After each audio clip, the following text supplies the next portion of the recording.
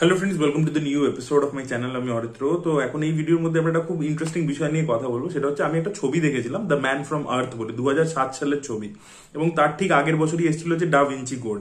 তো ডা Vinci code সেই সময় বিশাল কন্ট্রোভার্সি হয়েছিল, আপনারা প্রত্যেকেই জানেন। তো ড্যান ব্রাউনের একটা নভেলের উপর বেসড, আপনারা জানেন। রবার্ট ল্যাংডন বলে ক্যারেক্টারটা, যেটা টম হ্যাঙ্কস প্লে করেছিল। 3টে পার্টস আছে ওটার, এঞ্জেলস অ্যান্ড ডেমন্স আছে, পরবর্তীকালে ইনফার্নো আছে। তো সেই সময় ক্রাইস্টকে নিয়ে প্রচুর, জিসাস ক্রাইস্টকে নিয়ে প্রচুর কথাবার্তা হয়েছিল। তো সেটা শুনেছিলাম, তখন অনেক কম বয়স ছিল আমার। তার পরবর্তীতে দ্য ম্যান ফ্রম আর্থ বলে ছবিটা আসে। ম্যান ফ্রম আর্থ আমি সেই মুহূর্তেই দেখিনি, বাট পরবর্তীকালে যখন ছবিটা দেখি আমার খুব ইন্টারেস্ট জন্মায়। তো আপনাদেরকে আমি হাইলি রেকমেন্ড করবো দ্য ম্যান ফ্রম আর্থ ছবিটা দেখুন, 2007 সালের ছবি। এটাও একটা সায়েন্স ফিকশন ছবি, বেসিক্যালি একটা নভেলের উপর বেসড, বাট এটা একটু ইন্টেলেকচুয়াল সায়েন্স ফিকশন। আমি ইন্টেলেকচুয়াল সায়েন্স ফিকশন কেন বলছি, বিকজ এখানে কিন্তু সায়েন্স ফিকশন ছবিতে আপনি যেরকম এক্সপেক্ট করেন যে আপনি ওরকম গ্র্যান্ডার লেভেলে ভিজুয়ালস দেখতে পাবেন, কি প্রচুর ভিএফএক্স ওরিয়েন্টেড জিনিসপত্র দেখতে পাবেন, তো সেরকম নয় ব্যাপারটা।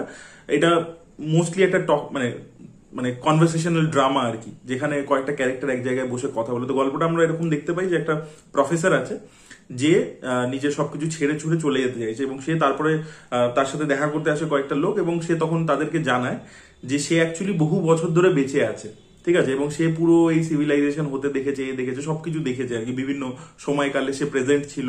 তো সেগুলো সে বলতে থাকে। এবার প্রথমে ওরা ভাবে যে এরা প্র্যাঙ্ক করছে, লোকটা মিথ্যে কথা বলছে, বাট গ্র্যাজুয়ালি ও যত এই ক্লেমস গুলো করতে থাকে, ধীরে ধীরে ধীরে ধীরে লোকে কনভিন্সড হতে থাকে, এবং সেখান থেকে গল্পটা এগোয়। তো আলটিমেটলি কি ও প্র্যাঙ্কই করছে, নাকি অ্যাকচুয়ালিতে ও যে দাবিগুলো করছে সেটা সত্যি, যে ও এত হাজার হাজার বছর ধরে বেঁচে রয়েছে, সেটা নিয়ে আর কি ছবিটা। তো ছবিটা খুবই ভালো, এবং যে এই যে ডিসকাশনস গুলো হয় ডায়লগস এর মাধ্যমে, এই যে বিভিন্ন ক্যারেক্টারের মাধ্যমে ডিসকাশনস হয়, সেটা কিন্তু বিশাল ইন্টারেস্টিং। তো যাদের এই ডায়লগ ড্রামা দেখতে পছন্দ, তারা কিন্তু ছবিটা অবশ্যই দেখতে পারেন। ছবিটা কিন্তু বেশ ভালো লাগবে, খুব নতুন নতুন আইডিয়াস আপনি পাবেন। তো সেই ছবির মধ্যে একটা জায়গায় এই ক্যারেক্টারটা, যে প্রফেসরের ক্যারেক্টারটা, সে মানে দাবি করে, আচ্ছা এই দ্য ম্যান ফ্রম আর্থের কিন্তু একটা সিকুয়েলও হয়েছে, সেই সিকুয়েল ছবিটা আমি দেখিনি। তো সেটা যদি আপনারা দেখেছেন বা এই ছবিটা দেখেছেন, অবশ্যই সেটা কমেন্টে জানান। এবার একটা জায়গাতে লোকটা দাবি করে যে আমি জিসাস ক্রাইস্ট, মানে ডাইরেক্টলি বলে না, মানে ইমপ্লাই করে আর কি, যে ওর গল্পটা থেকে ইন্সপিরেশন হয়ে জিসাসের আর কি এটা এসছে, এরকম ভাবে দাবি করে। এবং সেটা শুনে অন্য ক্যারেক্টার আর কি পুরো শকড হয়ে যায়, এবং বলে যে তুমি যেন এরকম মজা করো না। তো সেরকম একটা পরিস্থিতিতে যায় গল্পটা। এবং সেখানে এই ক্যারেক্টারটা দেখবেন, এই ইভেন এই মানে এটা ভিডিওটা রিলসে প্রচন্ড ভাইরাল হয়, যেখানে এই ক্যারেক্টারটা বলছে, মানে দ্য ম্যান ফ্রম আর্থেরই একটা ক্লিপ ভাইরাল হয়, যেখানে ক্যারেক্টারটা বলছে যে এই যে মানে আমি মানে থেকে ওয়েস্ট থেকে ইস্টের দিকে ট্রাভেল করে এসেছিলাম, এবং আসার পরবর্তীতে ইন্ডিয়াতে পৌঁছে এখানে পড়াশোনা করেছি, বুদ্ধিস্ট মানে জিনিসপত্র আর কি পড়েছি, বুদ্ধিজম থেকে অনেক ইন্সপিরেশন নিয়েছি। এবং তার পরবর্তীতে সে ফেরত গিয়ে সেগুলোকে প্রচার করে, এবং তারপরে তার ক্রুসিফিকেশন হয়, এবং ক্রুসিফিকেশন হওয়ার পরবর্তীতে সে অ্যাকচুয়ালিতে মরেনি, ক্রুসিফিকেশনে মরেনি, এবং তারপরে সে বেঁচে যায়, বিকজ সে নিজের বডির যে মানে এটা আছে প্রসেসেস, যেটাকে আমরা বডি প্রসেস বলি, সেটা পুরোপুরি কন্ট্রোল করতে যেত। বিকজ সে ইন্ডিয়াতে যখন গেছিল, সে যোগা ইত্যাদি সবকিছু শিখেছিল। তো সেটার মাধ্যমে সে নিজের বডি প্রসেসটাকে কন্ট্রোল করতে পারে, এবং তাই জন্য সে বেঁচে গেছিল। লোকে ভেবেছিল মারা গেছে, তো তাকে ক্রস থেকে নামানো হয়েছিল, এবং তারপরে তার সেবা শুশ্রূষা করে, তারপরে যেটাকে আমরা রিজারাকশন বলি, যে আবার জিসাস ক্রাইস্ট বেঁচে উঠেছিল। তো সেইটা আর কি, সে অ্যাকচুয়ালি বেঁচে ছিল, এবং সে তারপরে নিজের কিছু ফলোয়ারদেরকে নিয়ে আবার ইন্ডিয়াতে চলে আসে, এবং কাশ্মীরে নিজের শেষের জীবনটা কাটায় আর কি। তো এই ব্যাপারটা এই সিনেমার মধ্যে আসে আর কি, উঠে আসে। তো খুব ইন্টারেস্টিং লেগেছিল আমার এই বিষয়টা। তো তারপরে না আমি এটার উপরে পড়াশোনা করতে শুরু করি। তো আপনাদেরকে এই ভিডিওর মধ্যে একটা সিনেমাটা নিয়ে রেকমেন্ড করলাম, ওটা অবশ্যই দেখুন। এর ছাড়া এই বিষয়টা নিয়ে আমরা একটু কথা বলবো, যে আমি এটা নিয়ে কি পড়াশোনা করে পেয়েছি, আপনাদের সাথে শেয়ার করব। সেটা আপনাদের আশা করি ইন্টারেস্টিং লাগবে। তো বেসিক্যালি জিসাসের লাইফের কিছু বছর পুরোপুরি আননোন। আচ্ছা বলে রাখি যে এই যে পুরো জিনিসটা আমি বলছি, এটা কিন্তু পুরোপুরি কনস্পিরেসি থিওরি। এটা কিন্তু যারা চার্চের লোকেরা পুরোপুরি এটাকে রিজেক্ট করে দিয়েছে। এটা একটা হাইপোথিসিস আর কি, এবং সেটার উপরে অনেক রকমের থিওরি রয়েছে, সেগুলো নিয়ে প্রচুর ডকুমেন্টারিজ ইত্যাদি হয়েছে। তো আমি সেটার ভিত্তিতে বলছি, আমি পুরোপুরি মানে দাবি করছি না যে এটাই অ্যাকচুয়ালিতে ট্রুথ। তো এটা আপনারা মানে অনলাইনেও পড়ে দেখতে পারেন, ডকুমেন্টারিজ দেখতে পারেন। তো আপনারা মানে ইন্টারেস্টিং লাগবে আর কি, মানে যেগুলো আমরা বলি না কনস্পিরেসি থিওরি টাইপের, তো সেগুলোর তো খুব ইন্টারেস্টিং হয়। তো সেইটা নিয়ে আর কি আলোচনা করছি। তো আমরা কিছু জিসাসের লাইফের আননোন কিছু ইয়ার্স রয়েছে, 12 বছর থেকে আর 30 বছর অব্দি, এই 18টা বছর হচ্ছে পুরোপুরি আননোন। মানে নিউ টেস্টিমেন্টে এটা বলা হচ্ছে যে জিসাস ওই সময়টাতে গ্যালিলি বলে একটা জায়গা আছে, এখানে আর কি অ্যাজ কার্পেন্টার হিসেবে ছিল, সে সেখানে কাজ করতো। তো তাই জন্য আর কি ওটার ব্যাখ্যা নেই ওইভাবে বাইবেলে। বাট সেই সময়টাতে এই যে আননোন ইয়ার্স গুলো আছে সেখানে মাল্টিপল থিওরি বার করা। তার মধ্যে প্রথম থিওরি রয়েছে যে জিসাস নাকি ইংল্যান্ডে গিয়েছিল, ইয়েস, গ্রেট ব্রিটেনের ওখানে গিয়েছিল। তো সেটা একটা থিওরি আছে। কিছু কিছু থিওরি এরকম আছে যে সে জাপানে গেছিল, ইয়েস, জাপানে একটা জায়গা আছে, একটা গ্রাম রয়েছে সিঙ্গো বলে, সেখানে নাকি সে গেছিল এবং পরবর্তীকালে সে আবার যখন ফেরত যায় এবং তারপরে তাকে ক্রুসিফাই করা হয়, তারপরে তাকে ক্রস থেকে নামিয়ে তাকে রিপ্লেস করে দেওয়া হয় অন্য একজনকে দিয়ে, ঠিক আছে। এবং তার পরবর্তীতে সে আবার জাপানে চলে আসে এবং নিজের জীবনের শেষ কিছুদিন এই জাপানের ওই গ্রামটা সিঙ্গো বলে গ্রামটাতে সে কাটিয়েছিল। এবং সেই সিঙ্গো যে গ্রামটা রয়েছে সেখানে জিসাসের একটা মানে টুম টাইপের রয়েছে আর কি। তো এটাও একটা থিওরি আছে। তো একটা থিওরি হচ্ছে যে ওই 18টা বছর গ্রেট ব্রিটেনে ছিল, একটা থিওরি আছে যে জাপানে ছিল।